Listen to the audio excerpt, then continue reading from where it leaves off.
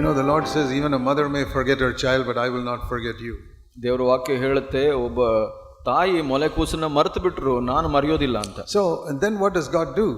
ನಂತರ ದೇವರು ಏನ್ ಮಾಡಿದ್ರು? In Genesis 3, ಆದಿಕಾಂಡ 3ರಲ್ಲಿ, after cursing the serpent in verse 14, 14ನೇ ವಚನದಲ್ಲಿ ಆ ಸರ್ಪವನ್ನು ಶಪಿಸಿದ ನಂತರ he tells something that is going to happen in the future.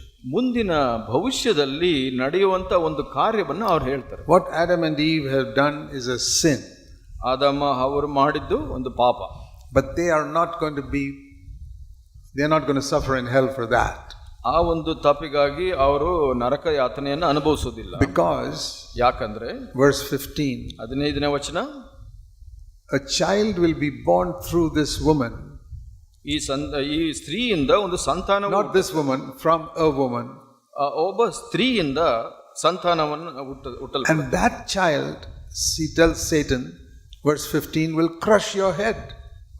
ಆ ಸಂತಾನವು ಆ ಸರ್ಪದ ತಲೆಯನ್ನು ಜಜ್ಜುತ್ತೆ. But you will hurt his feet. ಆದರೆ ನೀನು ಆತನ ಹಿಮ್ಮಡಿಯನ್ನು ಕಚ್ತೀಯ. That is a promise of the coming of Jesus Christ right there. ಅಲ್ಲೇ ಒಂದು ವಾಗ್ದಾನವನ್ನು ನಾವು ನೋಡ್ತೀವಿ ಯೇಸು ಸ್ವಾಮಿ ಬರುವಂತ ವಿಷಯದಲ್ಲಿ. So what do we see there in Genesis 3 when Adam and Eve sinned? ಆದಾಮ ಅವರು ಪಾಪ ಮಾಡಿದಾಗ ನಾವು ಆದಿಕಾಂಡ 3ರಲ್ಲಿ ಏನು ನೋಡ್ತೀವಿ? And they blame others. ಅವರು ಬೇರೆಯವ್ರನ್ನ ದೂಷಿಸ್ತಾರೆ. Adam blames Eve, Eve blames the snake. ಹಾಗೆ ಆದಾಮನು ಹವ್ವಳನ್ನ, ಹವ್ವಳು ಸರ್ಪವನ್ನ. And finally God says, I will take the blame. ಆದ್ರೆ ಕಡೆಗೆ ಏನು ಹೇಳ್ತಾರೆ ದೇವರು, ನಾನು ಇದರ ಅಪವಾದವನ್ನು, I will send my son through a woman. ನಾನು ಒಬ್ಬ ಸ್ತ್ರೀಯ ಮುಖಾಂತರ ಒಬ್ಬ ಮಗನನ್ನ ಕೊಡ್ತೀನಿ. And the snake will bite its feet. ಆ ಒಂದು ಸರ್ಪವು ಆತನ ಹಿಮ್ಮಡಿಯನ್ನ ಕಚ್ಚುತ್ತೆ. That's speaking of the cross, where Jesus' feet were nailed to the cross. ಅದು ಶಿಲುಬೆಯ ವಿಷಯವಾಗಿ ಹೇಳ್ತಾ ಇದೆ, ಎಲ್ಲಿ ಆತನ ಕಾಲುಗಳು ಆಣೆಯಲ್ಲಿ ಮೊಳೆಯಲ್ಲಿ ಚುಚ್ಚಲ್ಪಟ್ಟ. Says that you will bruise him on the heel. ಅಲ್ಲಿ ಹಿಮ್ಮಡಿಯಲ್ಲಿ ಆತನ ಕಚ್ಚಲ್ಪಡ್ತಾನೆ. And that's the Lord saying, I am going to take the blame. You're blaming each other, but I'll take the blame. ಇಲ್ಲಿ ನೀವಿಬ್ರು ಒಬ್ಬರನ್ನೊಬ್ಬರು ದೂಷಿಸ್ತಾ ಇದ್ದೀರಾ, ಆದರೆ ಆ ದೂಷಣೆಯನ್ನು ನಾನು ತೆಗೆದುಕೊಳ್ತೀನಿ. I will take the punishment. ನಾನು ಶಿಕ್ಷೆಯನ್ನು ತೆಗೆದುಕೊಳ್ತೀನಿ. And then he goes on to do something to illustrate that. ಅದನ್ನ ಆ ಚಿತ್ರಣವನ್ನ ತೋರಿಸಲಿಕ್ಕೆ ಅವರು ಒಂದು ಕಾರ್ಯವನ್ನ ಮಾಡ್ತಾರೆ. He made, verse 21, garments out of skin for Adam and Eve. ಆದಾಮ ಅವರಿಗೆ ಚರ್ಮದ ಅಂಗಿಗಳನ್ನು ಮಾಡಿದನು ಅಂತ ನಾವು ನೋಡ್ತೀವಿ. What did he do? ಏನು ಮಾಡಿದನು? He killed an animal. Otherwise how can he get the coat of skin? ಆ ಒಂದು ಚರ್ಮದ ಅಂಗಿಯನ್ನು ಪಡ್ಕೊಳ್ಳೋದು ಹೇಗೆ? ಆತನು ಒಂದು ಪ್ರಾಣಿಯನ್ನ ಸಾಯಿಸ್ತಾನೆ. So that's the first time that blood was shed. ಅಲ್ಲಿ ಮೊದಲ ಬಾರಿ ನಾವು ನೋಡ್ತೇವೆ ರಕ್ತವು ಸುರಿಯಲ್ಪಟ್ಟಿತ್ತು. And God himself did that. ದೇವರೇ ಆ ಕಾರ್ಯವನ್ನು ಮಾಡಿದ. God killed an animal and took off the skin. ದೇವರು ಆ ಒಂದು ಪ್ರಾಣಿಯನ್ನು ಸಾಯಿಸಿ ಅದರ ಚರ್ಮವನ್ನು ತೆಗೆದ. That was a picture of the sacrifice of Jesus Christ. ಅದು ಒಂದು ಚಿತ್ರಣ ಯೇಸು ಸ್ವಾಮಿ ಮಾಡಿದ ತ್ಯಾಗದ. Not only of the blood being shed for the sin of Adam and Eve, ಆದಾಮ ಅವರಿಗೆ ಅವರ ಪಾಪಕ್ಕೆ ಸುರಿಸಿದ ರಕ್ತ ಮಾತ್ರ ಅಲ್ಲ, also this righteousness of Jesus Christ being put upon us to cover us. ಆ ಯೇಸು ಸ್ವಾಮಿಯ ಆ ಒಂದು ನೀತಿಯನ್ನ ನಮ್ಮ ಮೇಲೆ ಧರಿಸುವ ಹಾಗೆ ಮಾಡಿದ. He covered them with the skin of the animal. ಆ ಒಂದು ಪ್ರಾಣಿಯ ಚರ್ಮದಿಂದ ಅವರನ್ನ ಮುಚ್ಚಿದನು. So you see, right in the beginning itself, the Lord told Adam and Eve, I've already made a provision for the forgiveness of your sin. ದೇವರು ಪ್ರಾರಂಭದಲ್ಲಿಯೇ ಅವರಿಗೆ ಒಂದು ಈ ಅವಧಾನವನ್ನು ಮಾಡಿದ್ದಾರೆ. ದೇವರು ಈ ಪಾಪಕ್ಕಾಗಿ ನಿಮಗೆ ಒಂದು ಸಹಾಯ ಮಾಡ್ತೀನಿ ಅಂತ. That's not something suddenly God thought of at that time. ಅದು ತಕ್ಷಣವೇ ದೇವರು ಯೋಚನೆ ಮಾಡಿದ ಕಾರ್ಯವಲ್ಲ ಅದು. God knows the future from the beginning. ದೇವರು ಆ ಮುಂದಿನ ಭವಿಷ್ಯವನ್ನ ಪ್ರಾರಂಭದಿಂದನೇ ನೋಡ್ತಾರೆ. So before he created the head of the angels, he knew the angel will sin. ಆ ಒಂದು ದೇವದೂತರನ್ನ ಸೃಷ್ಟಿ ಮಾಡೋದಕ್ಕೆ ಮೊದಲೇ ದೇವರಿಗೆ ಗೊತ್ತಿತ್ತು ಅವರು ಪಾಪವನ್ನು ಮಾಡ್ತಾರೆ ಅಂತ. Before he created Adam and Eve, he knew they would sin. ಆದಾಮ ಅವರು ಸೃಷ್ಟಿ ಮಾಡೋ ಮೊದಲನೇ ದೇವರಿಗೆ ಗೊತ್ತಿತ್ತು ಇವರು ಪಾಪ ಮಾಡಬಹುದು. So some people ask this question. ಕೆಲವರು ಈ ಪ್ರಶ್ನೆಯನ್ನ ಕೇಳ್ತಾರೆ, why didn't God send his son to die for the sin of Satan? ಯಾಕೆ ದೇವರು ತನ್ನ ಮಗನನ್ನ ಕಳಿಸಿಕೊಟ್ಟನು ಸೈತಾನನ ಪಾಪಕ್ಕಾಗಿ ಅಂತ? When he sinned, just like Adam sinned later on. ಆದಾಮನು ನಂತರ ಪಾಪ ಮಾಡಿದನು, ಹಾಗೆ ಸೈತಾನನು ಕೂಡ ದೇವದೂತನು ಕೂಡ ಪಾಪ ಮಾಡಿದ. I think there is one big difference. ಅಲ್ಲಿ ಒಂದು ಮುಖ್ಯ ಉದ್ದೇಶವಿದೆ. Can you think of the difference between the angels, chief angels sin and Adam's sin? ಇಲ್ಲಿ ಒಂದು ವ್ಯತ್ಯಾಸ ಇದೆ. ಆ ಒಂದು ಮಹಾ ದೇವದೂತನು ಮಾಡಿದ ಪಾಪಕ್ಕೂ ಆದಾಮನು ಮಾಡಿದ ಪಾಪಕ್ಕೆ. The chief angel sinned on his own. Nobody else tempted him. ಇಲ್ಲಿ ಆ ಮಹಾ ದೇವದೂತನು ತಾನಾಗಿಯೇ ಪಾಪವನ್ನು ಮಾಡಿದನು. Adam was tempted by somebody else to sin. ಆದರೆ ಆದಾಮನು ಇನ್ನೊಬ್ಬರಿಂದ ಪ್ರಚೋದಿಸಲ್ಪಟ್ಟು ಪಾಪ ಮಾಡಿದನು. There is a difference. ಅಲ್ಲಿ ವ್ಯತ್ಯಾಸವಿದೆ. When a person himself goes and does something, and when somebody is deceived by somebody into doing something. ಇಲ್ಲಿ ಒಬ್ಬ ವ್ಯಕ್ತಿ ತಾನಾಗಿಯೇ ಹೋಗಿ ಮಾಡುವಂತ ಪಾಪಕ್ಕೂ ಇನ್ನೊಬ್ಬ ವ್ಯಕ್ತಿ ಇತರರ ಪ್ರಚೋದನೆಯಿಂದ ಮಾಡುವಂತ ಪಾಪಕ್ಕೂ ವ್ಯತ್ಯಾಸವಿದೆ. And there's another reason. ಅದು ಇನ್ನೊಂದು ಕಾರಣ. The angels were not made in the image of God. ಅಲ್ಲಿ ದೇವದೂತರು ದೇವರ ಸಾರೂಪ್ಯದಲ್ಲಿ ಸೃಷ್ಟಿಸಲ್ಪಟ್ಟಿದ್ದರು. But Adam was made in the image of God.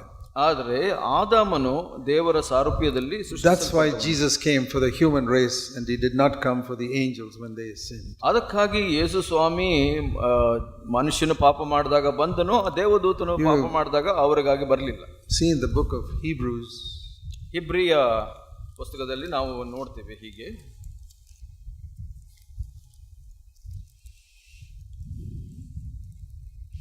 And chapter 2.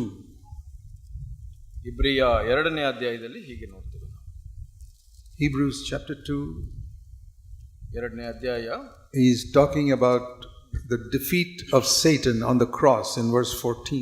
14ನೇ ವಚನದಲ್ಲಿ ನಾವು ನೋಡ್ತೇವೆ ಸೈತಾನನ ಸೋಲು ಶಿಲುಬೆ ಮೇಲೆ ಹೇಗಾಯಿತು ಅಂತ. Since the children share flesh and blood, that is the entire children of Adam, Jesus also took part in flesh and blood.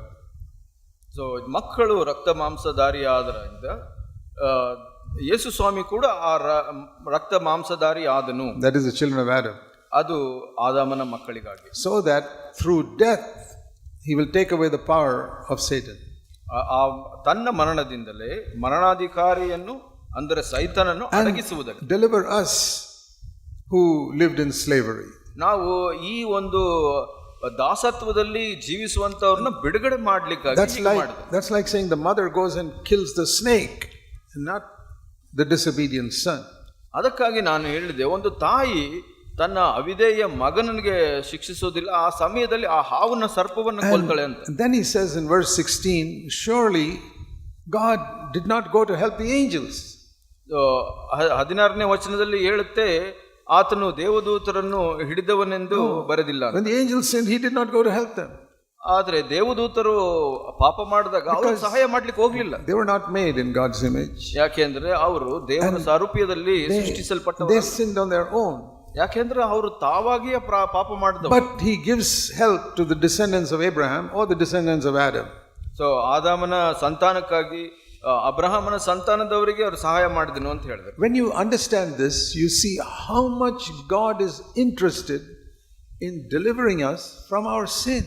ಇದನ್ನ ನಿಮಗೆ ಅರ್ಥ ಆದ್ರೆ ನಿಮಗೆ ಇನ್ನೊಂದು ವಿಷಯ ಅರ್ಥ ಆಗುತ್ತೆ, ದೇವರು ನಮ್ಮನ್ನ ಪಾಪದಿಂದ ಬಿಡಿಸ್ಲಿಕ್ಕೆ ಎಷ್ಟು ಪ್ರಯಾಸ ಪಡ್ತಾರೆ ಅಂತ. I'm sure you have read all these verses many times in the Bible. ನೀವು ದೇವರ ಈ ವಾಕ್ಯಗಳನ್ನ ಬಹಳ ಸಲ ದೇವರ ವಾಕ್ಯದಲ್ಲಿ ಓದಿರಬಹುದು ನೀವು. But when you read very quickly without thinking and meditating, you miss these great truths.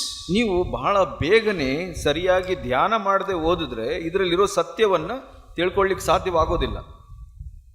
So let's turn back to Genesis chapter 1. ಆದಿಕಾಂಡ 1ನೇ ಅಧ್ಯಾಯದಲ್ಲಿ ನಾವು ಹೀಗೆ ನೋಡೋಣ, ಮತ್ತೆ ನೋಡ್ಕೊಳ್ಳೋಣ. Yeah, before that I want to show you this verse in Isaiah and ಯೆಶಾಯದಲ್ಲಿ ಇನ್ನೊಂದು 49. ಯೆಶಾಯ 49ರಲ್ಲಿ ಒಂದು ವಚನವನ್ನು ನೋಡೋಣ. Isaiah 49 and verse 15. 15ನೇ ವಚನ. ಯೆಶಾಯ 49:15. You know, Jesus often said that if earthly fathers know how to give good things to their children, how much more your heavenly Father will give good things to those who ask him. ಯೇಸು ಸ್ವಾಮಿ ಹೇಳಿದರು, ನೀವು ಕೆಟ್ಟ ತಂದೆ ತಾಯಿಗಳು ನಿಮಗೆ ಗೊತ್ತಿದೆ ನಿಮ್ಮ ಮಕ್ಕಳಿಗೆ ಏನು ಕೊಡಬೇಕು ಅಂತ, ಪರಲೋಕದಲ್ಲಿರೋ ತಂದೆಗೆ ಇನ್ನೂ ಹೆಚ್ಚಿನ ಅಂಶ ಗೊತ್ತಿದೆ ಏನು ನಿಮಗೆ ಒಳ್ಳೆಯದು. So we know God is a father. ಅಲ್ಲಿ ನಮಗೆ ದೇವರು ತಂದೆ ಅಂತ ಗೊತ್ತಿದೆ. But here we read that God is also a mother. ಇಲ್ಲಿ ನಾವು ಈ ವಚನದಲ್ಲಿ ನಾವು ನೋಡೋದೇನಂದ್ರೆ ದೇವರು ತಂದೆ ಮಾತ್ರ ಅಲ್ಲ, ತಾಯಿ ಕೂಡ. Verse 15. 15ನೇ ವಚನ. It's like a mother cannot forget her nursing child. ಒಂದು ಹೆಂಗಸು ತನ್ನ ಮೊಲೆ ಕೂಸನ್ನು ಮರಿಲಿಕ್ಕೆ ಸಾಧ್ಯವಿಲ್ಲ. But even they may forget, I will not forget you. ಆದ್ರೆ ಆಕೆ ಕೂಡ ಮರ್ತು ಬಿಡಬಹುದು, ಆದ್ರೆ ನಾನು ಮರೆಯೋದಿಲ್ಲ ಅಂತ ಹೇಳ್ತಾರೆ. God compares his love to the love of a father and the love of a mother. ದೇವರು ತನ್ನ ಪ್ರೀತಿಯನ್ನ ಇಲ್ಲಿ ಒಬ್ಬ ತಂದೆಯ ಪ್ರೀತಿಗೆ ಮತ್ತು ತಾಯಿಗೆ ಪ್ರೀತಿಗೆ ಹೋಲಿಸ್ತಾನೆ. And the devil is always trying to make you forget that. ಸೈತಾನನು ಸಾಧ್ಯವಾದಷ್ಟು ಪ್ರಯತ್ನ ಮಾಡ್ತಾನೆ ಇದನ್ನ ನೀವು ಮರೆತು ಬಿಡಬೇಕು ಅಂತ. You must never forget these great truths. ಅದಕ್ಕಾಗಿ ಈ ಅದ್ಭುತ ಸತ್ಯಗಳನ್ನ ನೀವು ಯಾವತ್ತೂ ಮರಿಬಾರದು. That God loves me more than my father and mother. ನಿಮಗೆ ಗೊತ್ತಾಗಬೇಕು, ದೇವರು ನನ್ನನ್ನು ನನ್ನ ತಂದೆ ತಾಯಿಗಿಂತ ಹೆಚ್ಚಾಗಿ ಪ್ರೀತಿಸ್ತಾರೆ. Even they may forsake me, but God will not forsake me. ಅವರು ನನ್ನನ್ನು ಬಿಟ್ಟುಕೊಟ್ರುನು ಆದ್ರೆ ದೇವರು ನನ್ನ ಬಿಟ್ಟುಕೊಡೋದಿಲ್ಲ ಅಂತ. See Psalm 27. ಕೀರ್ತನೆ 27ರಲ್ಲಿ ನಾವು ನೋಡೋಣ.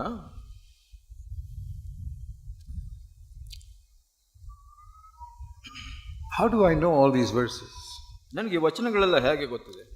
Because when I was very young, ನಾನು ಯವನಸ್ಥನಾಗಿದ್ದಾಗ, and I found a very good verse like this, ಈ ವಚನಗಳು ನನಗೆ ತಿಳಿಯಲ್ಪಟ್ಟವು.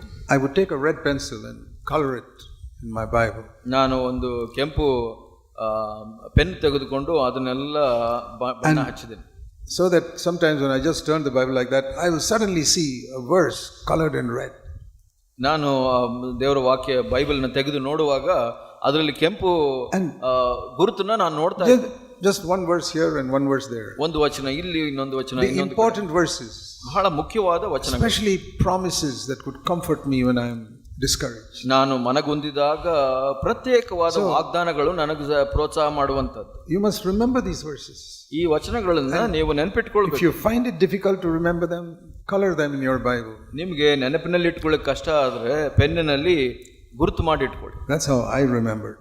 ಹಾಗೆ ನಾನು ಕೂಡ ನೆನಪಿಟ್ಟು. Psalm 27 verse 10. ಕೀರ್ತನೆ 27:7. My father and my mother have forsaken me, but the Lord will take me up. ನನ್ನ ತಂದೆ ತಾಯಿಯು ಬಿಟ್ಟರು, ದೇವರು ನನ್ನನ್ನು ಬಿಟ್ಟುಕೊಟ್ಟಿಲ್ಲ ಅಂತ. See, if you have the Bible on a phone, there are ways of marking it in your phone as well. ನೀವು ನಿಮ್ಮ ಮೊಬೈಲ್ನಲ್ಲಿ ಬೈಬಲ್ ಇದ್ರೆ ಅದರಲ್ಲಿ ಕೂಡ ಗುರುತು ಮಾಡ್ಕೊಳ್ಬೋದು. It's very good to mark the really important verses. ಈ ಒಂದು ಮುಖ್ಯವಾದ ವಚನಗಳನ್ನ ನೀವು ಗುರುತಿಟ್ಕೊಳ್ಳೋದು ಬಹಳ ಮುಖ್ಯ. They helped me a lot throughout my life.